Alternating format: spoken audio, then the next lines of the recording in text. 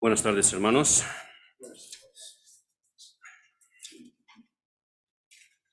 Dos segundos para abrirme la Biblia y tener todo ya listo.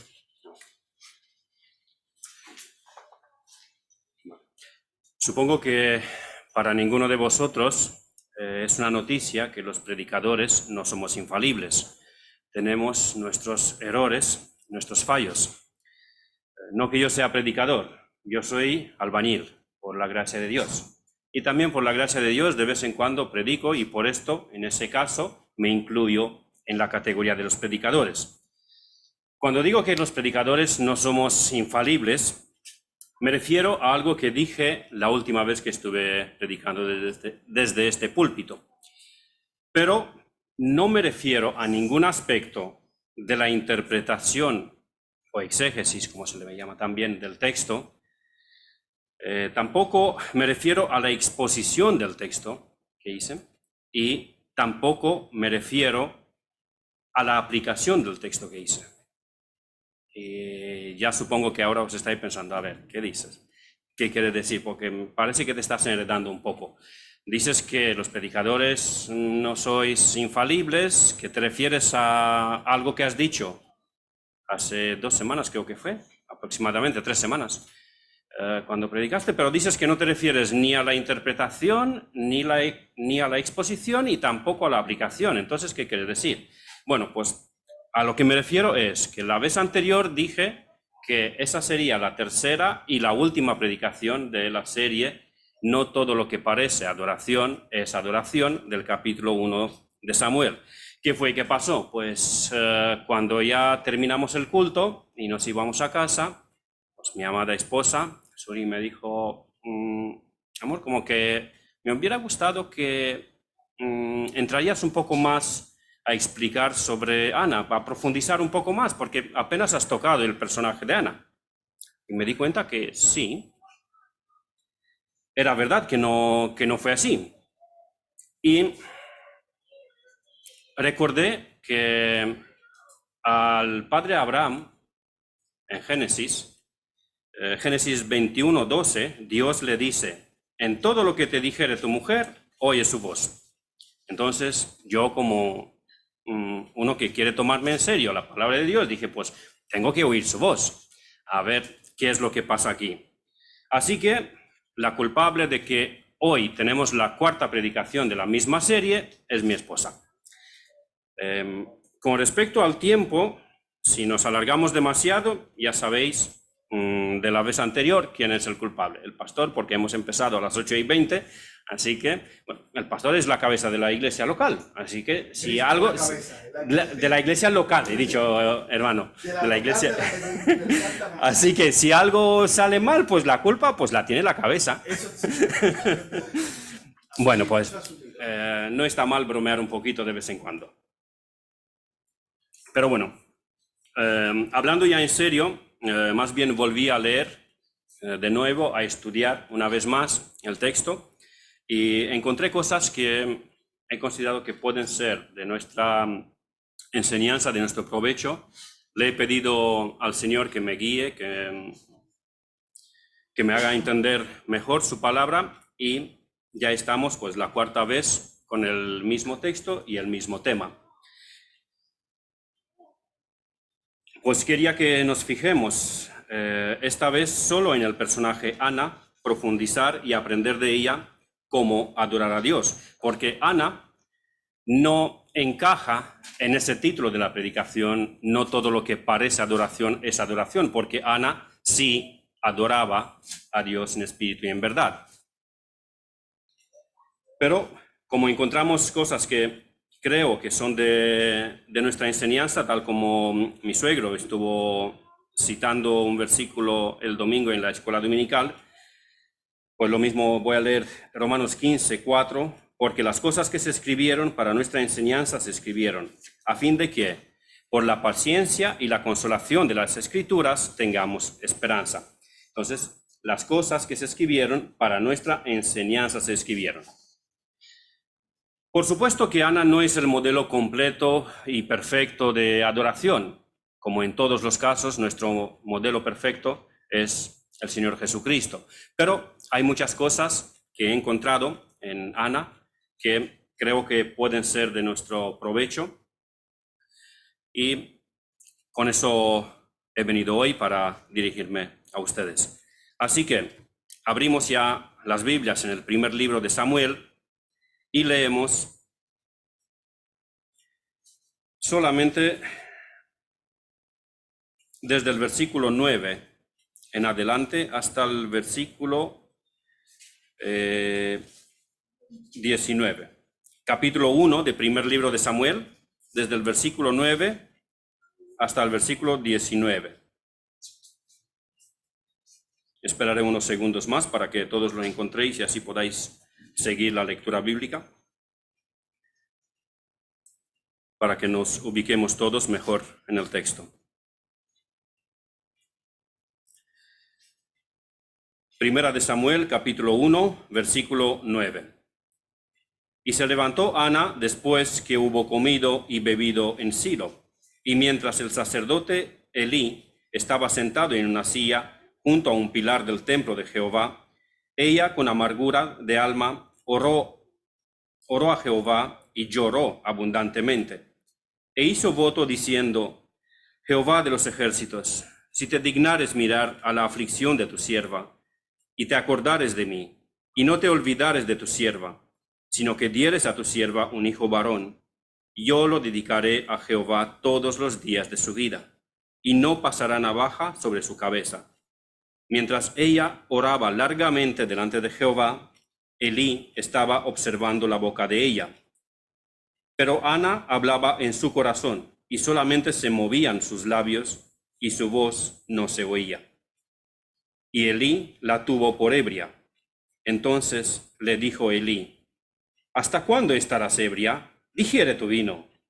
Y Ana le respondió diciendo: No, Señor mío, yo soy una mujer atribulada de espíritu. No he bebido vino ni sidra, sino que he derramado mi alma delante de Jehová. No tengas a tu sierva por una mujer impía, porque por la magnitud de mis congojas y de mi aflicción he hablado hasta ahora. Elí respondió y dijo: Ve en paz, y el Dios de Israel te otorgue la petición que le has hecho. Y ella dijo: Halle tu sierva gracia delante de tus ojos. Y se fue la mujer por su camino, y comió, y no estuvo más triste. Y levantándose de mañana, adoraron delante de Jehová, y volvieron y fueron a su casa en Ramá. Y Elcana se llegó a Ana, su mujer, y Jehová se acordó de ella. Amén. Vamos a pedir una vez más la bendición del Señor sobre su palabra.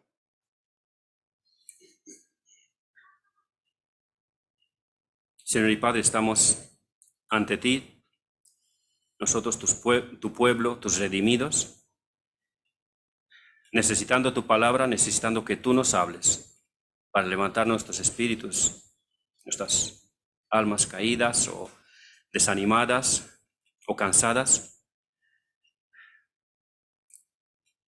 o para fortalecer o para corregir.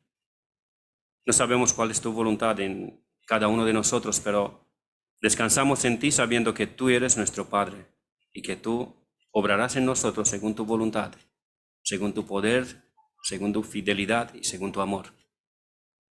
Nos ponemos en tus manos, oh Padre, y te pedimos que tú obres. En el nombre de tu Hijo amado. Amén. No volveré a detallar cuál era el contexto bíblico de este texto, ni desde la perspectiva histórica, tampoco espiritual y tampoco cultural o familiar que le tocó a Ana. Solamente voy a recordar muy breve que la situación de Ana no era nada favorable, porque eran tiempos de inseguridad política en cual varios pueblos vecinos estaban al acecho, preparados para invadir el país. También había inseguridad social por falta de liderazgo tanto local como a nivel nacional. Si os acordáis, en esos días no había rey en Israel, cada uno hacía lo que bien le parecía. También había inseguridad espiritual. La palabra de Dios escaseaba en aquellos días según el capítulo 3, versículo 1. Los sacerdotes, ya hemos visto en las predicaciones anteriores cómo se comportaban, incluso eran impíos, no conocían a Jehová. Y el pueblo generalmente abandonaba de forma constante la palabra de Dios y al mismo Dios. Y a nivel nacional no se percibía de ninguna manera el temor de Dios y tampoco el respeto para la dignidad humana. Y como si eso no hubiera sido suficiente, para Ana tampoco había seguridad familiar. Su esposo no era un hombre temeroso de Dios y por eso no era un líder digno de respetar y de confianza. Como ya tenía 2 mujeres, la otra, es lógico, no paraba de tratar de hacerla sufrir, porque siempre hay rivalidad en esas situaciones. Creo que ninguna mujer aceptaría gustosamente que su marido tenga una segunda. Y esa segunda mujer de Elcana, Penina, aprovechaba sobre todo los momentos en cual se acercaban al tabernáculo de reunión para hacerle daño a Ana. En resumen, vuelvo a repetir el versículo de Jueces, capítulo 21, versículo 22. En estos días no había rey en Israel. Cada uno hacía lo que bien le parecía. Era un caos generalizado a nivel nacional, en todas las áreas. Y eso es lo que ocurre con una nación cuando le da la espalda a Dios. Como dije, en el caso de Ana, no aplica el título de la predicación, que no todo lo que parece adoración es adoración, porque Ana sí era una adoradora auténtica, una adoradora de Dios en espíritu y en verdad. Así que vamos a analizar de esa oración que Ana hace en los versículos del 11,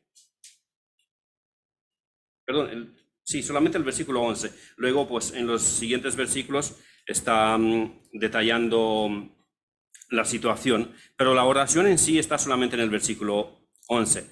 Entonces vamos a analizar primero esa oración del capítulo 1 y vamos a mirar 3 aspectos de esta oración. El primer aspecto que vamos a mirar es la petición de Ana y su motivación. En segundo aspecto vamos a mirar la actitud de Ana en su oración y en tercer lugar vamos a mirar los sentimientos de Ana en su oración. Primero, la petición de Ana en su oración y su motivación. Si miramos la oración de Ana, vemos que se trata de una petición.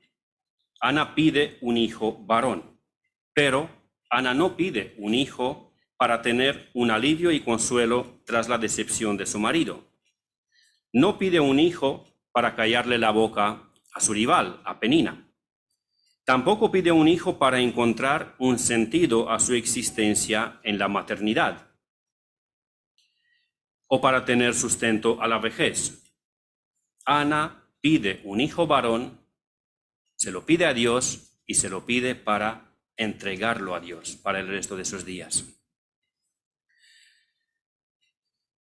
Recuerdo escuchar a Sujel Michelena afirmando en una de sus predicaciones que en la iglesia donde él es pastor, junto con otros más, están dando mucha importancia a que los hermanos escuchen y obedezcan el llamado de Dios a evangelizar y que vayan como misioneros por el mundo a predicar el evangelio. Animan mucho eso. Y contaba que en un día viene su yerno y su hija y les dice: creemos que el Señor nos llama al ministerio para ir a predicar el evangelio por el mundo. Y él contaba que recibió esa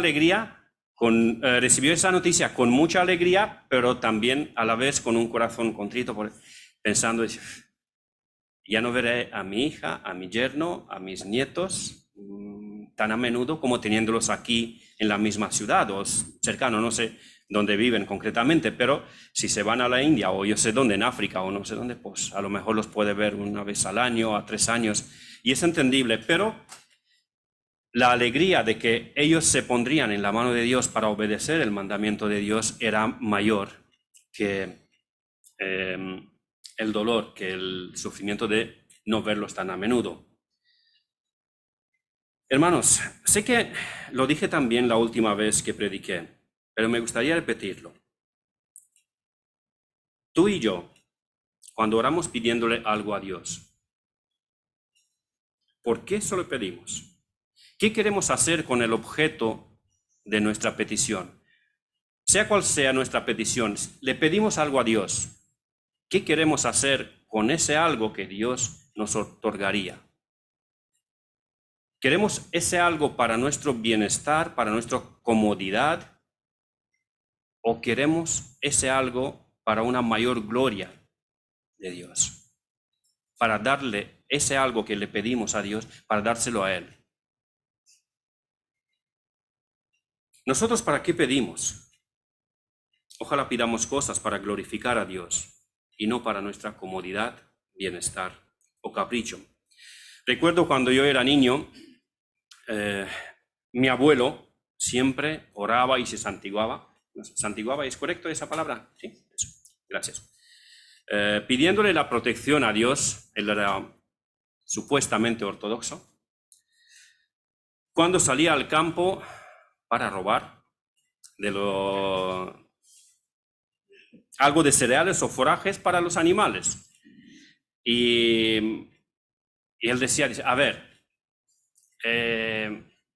no, es que en realidad el comunismo ha robado a mis padres las tierras y ahora yo solamente trato de recuperar un poquito de lo que ellos le robaron. Así que en realidad yo soy la víctima. Y para que no me pillen cuando voy a robar, a recuperar un poquito de lo que me quitaron, pues voy a orarle a Dios, me hago 3 cruces ahí y ojalá no me pillen. También él decía, no, es que yo nunca voy a robar al campo de un particular, porque el comunismo sí había quitado casi todo, pero le dejaba una porción muy pequeña a cada familia para mal sobrevivir. Y ahí pues podía la gente cultivar un poco de, cereales, hortalizas, lo que quería cada uno. Y mi abuelo decía, no, yo sí voy a recoger algo, a recuperar algo, siempre voy al campo del gobierno, nunca en el campo de un particular. Bueno, eso era cierto, pero no del todo. Porque recuerdo también, tenía que yo creo que unos 4 años aproximadamente, 5 años por ahí, cuando todas las vacaciones de verano los pasaba con los abuelos, los padres de mi madre, los abuelos maternos. Y recuerdo que una vez pues fuimos a un cierto profesional, un cierto taller, no recuerdo muy bien de qué profesión era, y ese profesional le había prestado a mi abuelo una herramienta casera, muy difícil de conseguir, y mi abuelo pues se enamoró mucho de esa herramienta. Como no había mucha probabilidad de que la encuentre en otro sitio, pues se la guardó. Y cuando fue a visitar a ese profesional, lo siento mucho, fulano, sabes que no sé qué he hecho con la herramienta, la he perdido, no sé dónde está, pero mira, yo te lo pago, no hay problemas. Claro, pero se había olvidado que su nieto de 5 años le acompañaba. Yo salto ahí y digo, abuelo, tranquilo, que yo sé dónde está la herramienta, la vi en tu trastero. Mi abuelo dice, madre mía. Ay, entonces con razón, tenía que orar, porque si va a robar a los campos o va a un taller acompañado por el nieto que no sabe guardarse la boca, pues tiene que orar con mucha fe para que no lo delaten.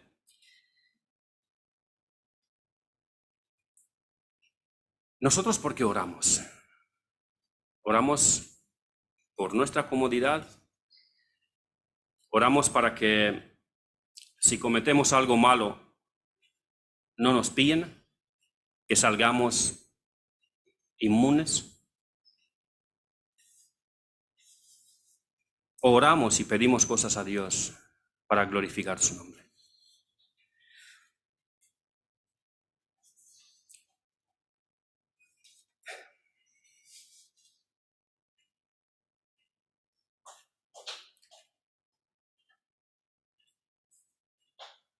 En casos como el de mi abuelo, no aplica que por la oración todo es santificado y puedes hacer todo lo que te da la gana. Y vuelvo a preguntar, ¿qué queremos hacer nosotros con el objeto de nuestra oración? ¿Le pedimos para nuestro deleite? Lo pedimos, perdón, para nuestro deleite, para nuestra comodidad, para nuestros caprichos o para la gloria de Dios. ¿Para qué pedimos cosas a Dios? Me pregunto si acaso hemos olvidado que nosotros mismos, nuestra vida y todo lo que tenemos le pertenecen a Dios, porque Él nos compró con la sangre de Jesucristo y somos suyos. Todo es de Él y por Él y para Él.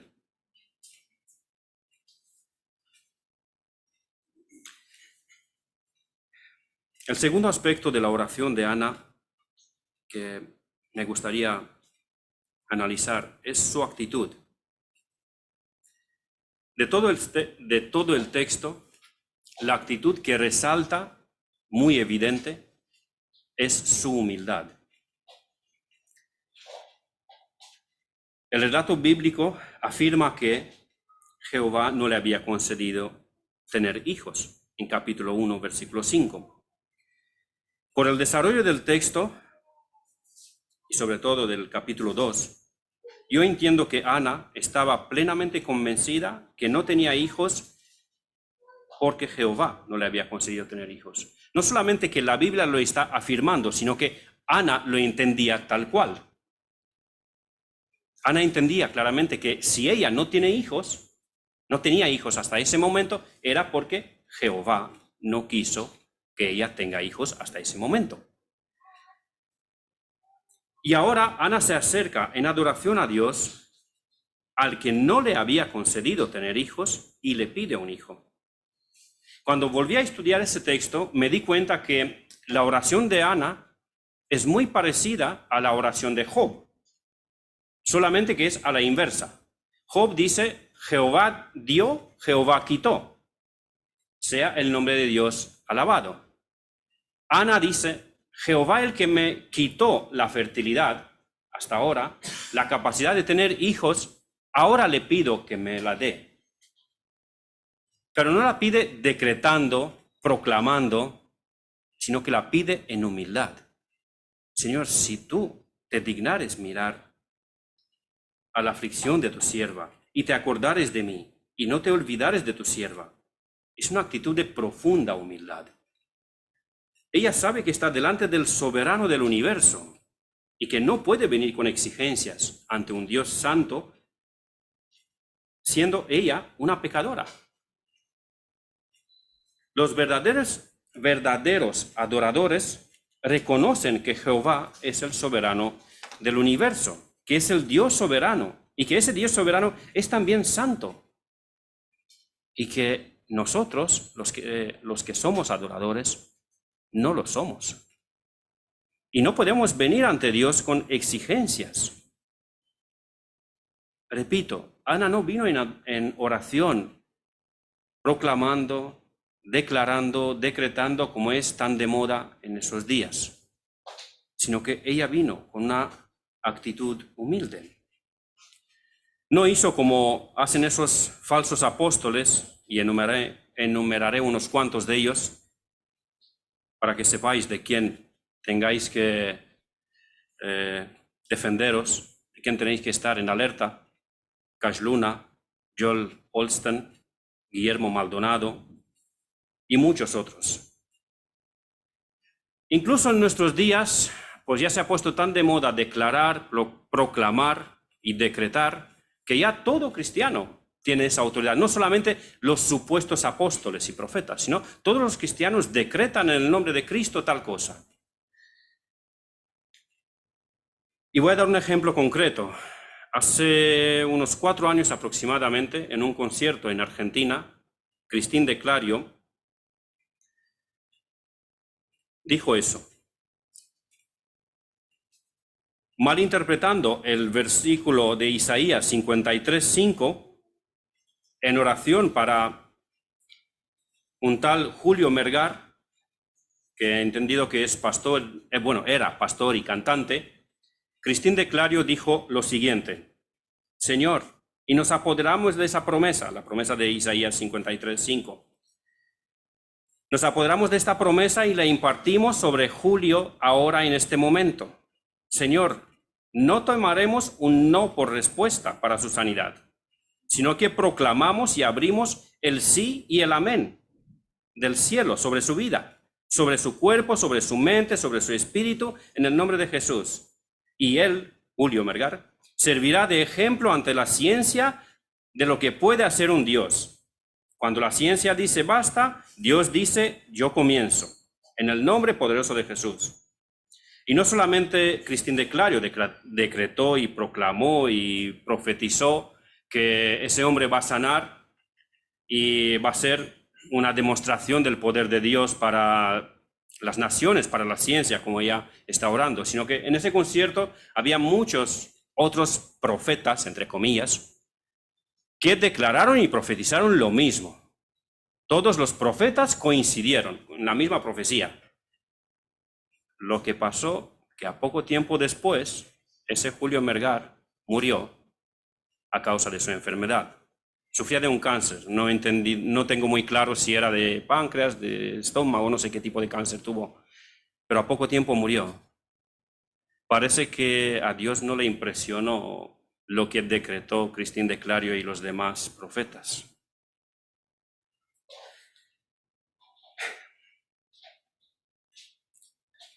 Nosotros no decretamos delante de Dios, nosotros suplicamos a Dios en el nombre de Cristo.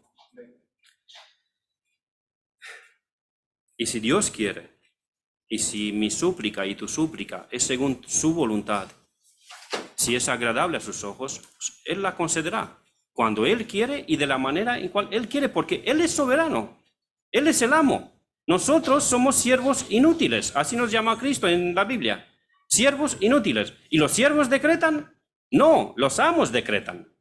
Y cuando el amo decreta, sí que se cumple.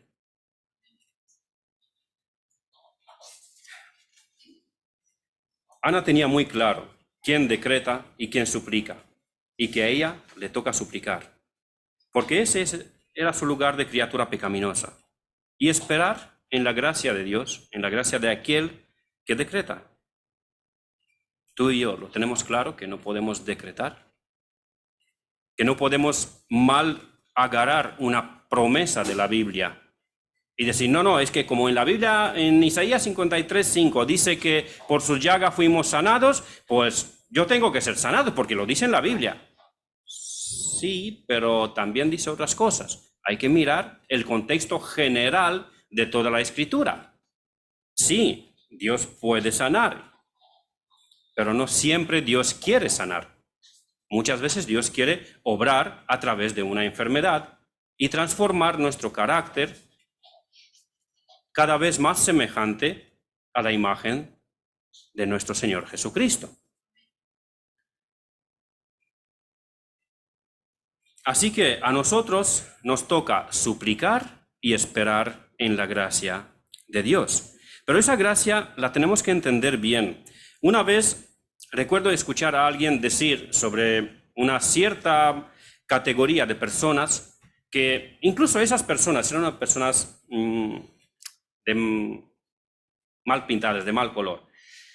No, es que incluso ellos, decía esa persona, tienen derecho a la gracia de Dios. A ver, si alguien pone en la misma frase la palabra derecho y gracia, es que no ha entendido el concepto de gracia. Porque la gracia no tiene que ver con ningún derecho ante Dios. La gracia, es otorgada de parte de Dios libremente, según su voluntad, pero no tiene nada que ver con algún merecer nuestro.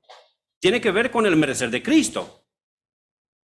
Así que ninguna categoría, ni yo, ni tú, ni nadie, tenemos derecho a la gracia. La gracia no es un derecho, es un don inmerecido de parte de Dios para el pecador. La gracia significa que Dios no le da al pecador lo que sí merece, pero en cambio le da lo que no merece, que es lo que merece Cristo, la herencia eterna. Y Cristo comparte gustosamente su herencia con los que creen en Él. Esta es la gracia.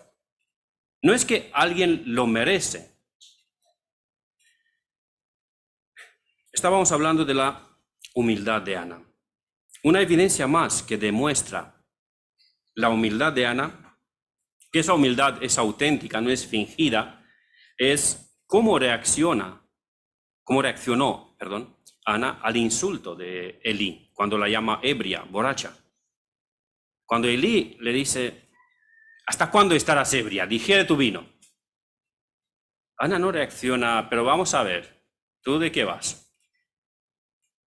Tú no tienes ni idea de lo que es adorar. Tú estás ahí sentado en una silla con un barigote así de comer tantas chuletas y tantas de los sacrificios, y vienes, yo estoy derramando mi alma delante de Jehová, y vienes tú a decirme a mí que estoy borracha.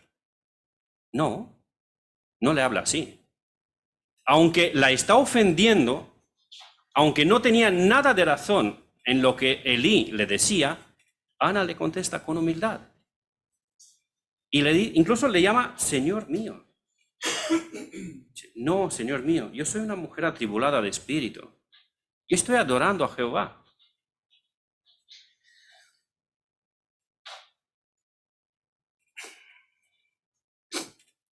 En varias ocasiones he sido testigo cuando un creyente, sobre todo de corte carismático, bautista, pentecostal, da lo mismo, hacen alguna oración de esas extraordinarias, con lágrimas, con gritos, con gemidos. Vamos, falta solamente las gotas de sangre de Getsemaní. Cuando termina de orar, al ratito, si alguien le toca, no más tantito, como dicen los mexicanos, enseguida explota. A mí he visto eso varias veces, no solo una vez.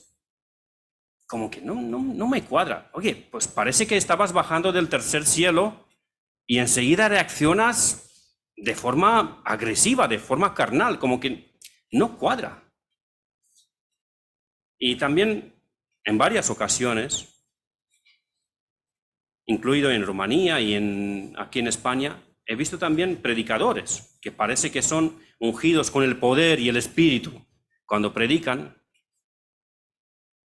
pero cuando bajan del púlpito, no sé si el espíritu se queda en el púlpito o qué pasó, porque cuando bajan, lo mismo, si alguien se permite, al entender del predicador, que le ha faltado el respeto o que no ha guardado el protocolo, lo mismo. No digo que todos son así, la mayoría, pues gracias a Dios, son siervos de Dios, pero he visto algunos casos de esos, y como que no, a mí no me cuadra eso.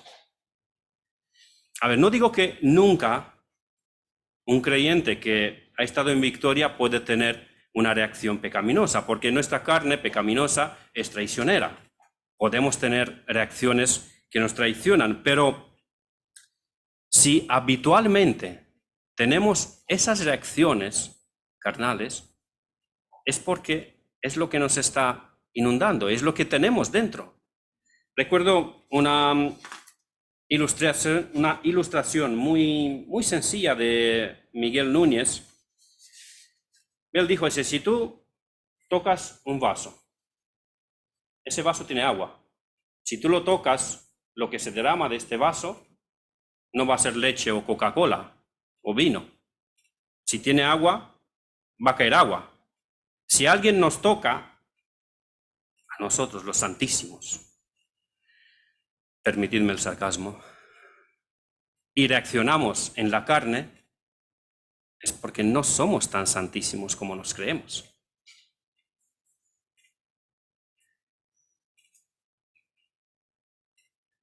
siempre se derramará lo que está dentro de nosotros.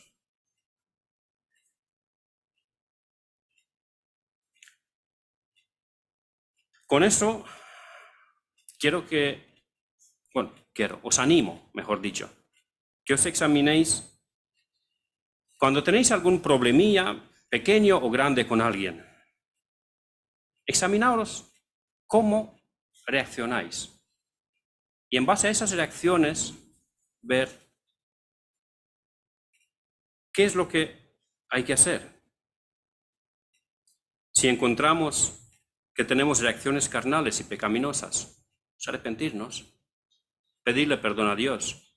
Y si esa reacción carnal ha ofendido también a alguien, un hermano, un compañero de trabajo, quien sea, pues pedirle también perdón a él. Y luego, pues, alimentarnos de la palabra de Dios, por la oración, de la comunión cristiana, para que crezcamos en gracia y que el Señor nos llene del Espíritu de Dios y que no tengamos tan carnales reacciones. Creo que me estoy alargando mucho. Paso ya al tercer punto. Los sentimientos de Ana. Ana oró con amargura de corazón, dice ella. Derramó su alma delante del Señor. Y ella misma se identifica como una mujer atribulada de espíritu. Los creyentes, los que adoramos a Jehová, en espíritu y en verdad, no somos inmunes al dolor, al sufrimiento, a las enfermedades, etc. Lo vemos claramente en el ejemplo de Ana y lo vemos en nuestras vidas y en la vida de todos los creyentes a lo largo de la historia. Como ya está bastante pasado, pues no insistiré mucho en este punto y simplemente recalcaré una vez más que Ana escogió bien delante de quien tenía que derramar su alma. Estas expresiones, el llanto, el dolor, las lágrimas, demuestran que los adoradores no somos inmunes, como he dicho, al sufrimiento. Y que podemos llorar, podemos sentirnos abatidos. Hasta incluso el Señor Jesucristo lloró. Llorar no es signo de debilidad o de inmadurez, salvo que lloramos por cualquier cosita. Si es una situación difícil, una situación de una aflicción real, es normal, es natural que existan manifestaciones externas de esta situación, y el llanto, el dolor, es uno de ellos. Voy a dar 2 consejos para eso. El primero es cuando el Señor nos haga pasar por alguna prueba o tribulación, porque nos hará pasar por pruebas y tribulaciones, vayamos primero a su presencia en adoración y le expongamos nuestro dolor. Que no olvidemos que Él es nuestro Padre Celestial y que si Él envió esa prueba o sufrimiento a nuestra vida, todo eso ocurre para su mayor gloria y para nuestro bien. Y sabiendo y recordando eso, que descansemos en Él. Él es nuestro Padre. Podemos descansar tranquilamente en Él, aunque nos duela. También podemos compartir nuestro sufrimiento con algún hermano, preferiblemente un hermano más maduro en la fe que nosotros, para que nos pueda dar un consejo, un apoyo provechoso. Y el segundo consejo es también a la vez una oración, que el Señor nos ayude a ser sensibles y que distingamos bien cuando vemos a un hermano atribulado, cuando vemos a un hermano que está sufriendo. Que distingamos bien si esa tribulación, si esa prueba es algo grave, es algo serio o es algo liviano. Algunas veces puede ser algo liviano y simplemente ve y dice el hermano, no es para tanto, vamos, para adelante. No lo tengas en cuenta esa situación porque es algo liviano, no es nada importante. Pero algunas veces serán pruebas difíciles y tendremos que reaccionar en consecuencia. Si es una prueba difícil, quizá algunas veces es necesario solamente estar ahí con el hermano, sin decirle nada, sin darle consejos. Simplemente estar ahí, decirle, hermano, estoy orando por ti. No sé qué decirte, no sé cómo consolarte, no sé cómo animarte, pero estoy contigo, estoy orando por ti. Pero que distingamos bien las categorías de esas aflicciones. No sea que, pensando que es una situación liviana, nos presentemos en un entierro y digamos, hermano, tranquilo, no te preocupes, que no es para tanto. Y él está enterando, es el funeral de un familiar, o yo qué sé.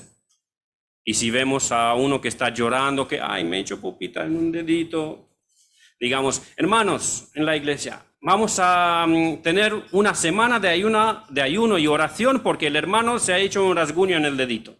Vamos a distinguir bien entre una situación y otra. Si hay algo serio o si es algo que no hay que darle nada de importancia.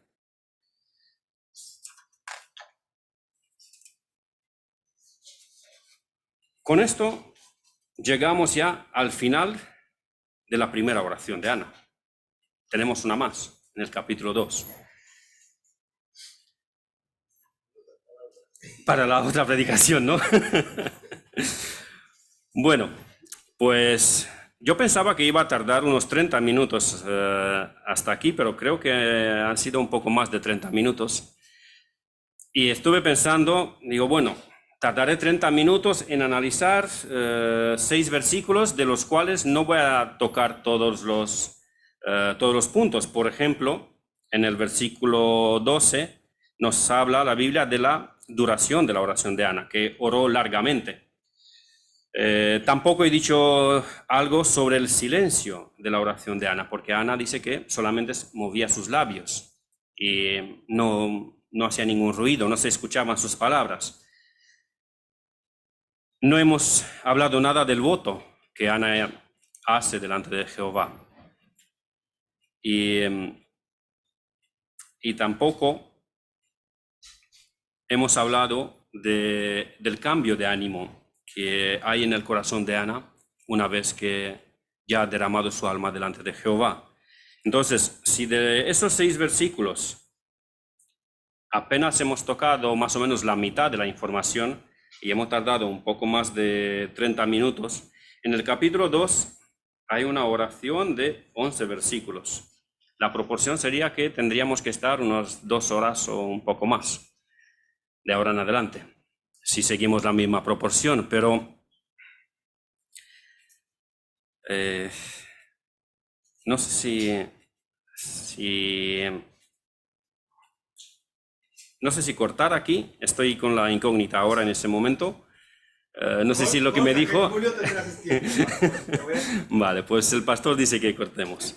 Me estaba dudando si lo que me dice era una broma o era una sugerencia.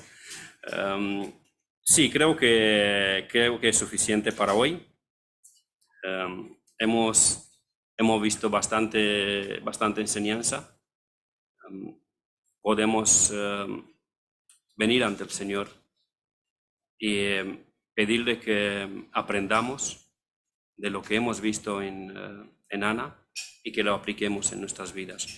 Que el Señor nos ayude, que esa humildad que hemos visto en ella y ese deseo de no guardar para ella lo que le pide al Señor, sino de entregárselo al Señor. No pedir para ella, sino pedir para el Señor. Aunque ella se quedaba con nada después de eso, pues esa actitud que sea en nosotros también. La humildad y la apertura, la confianza, el descanso que ella tenía en Jehová Dios. Pues sí, lo cortamos aquí y dice el pastor que a lo mejor en julio podíamos seguir. Que el Señor nos ayude. El siguiente, para el segundo domingo tenía planeado otra cosa, pero bueno, a ver en lo que nos guía el Señor.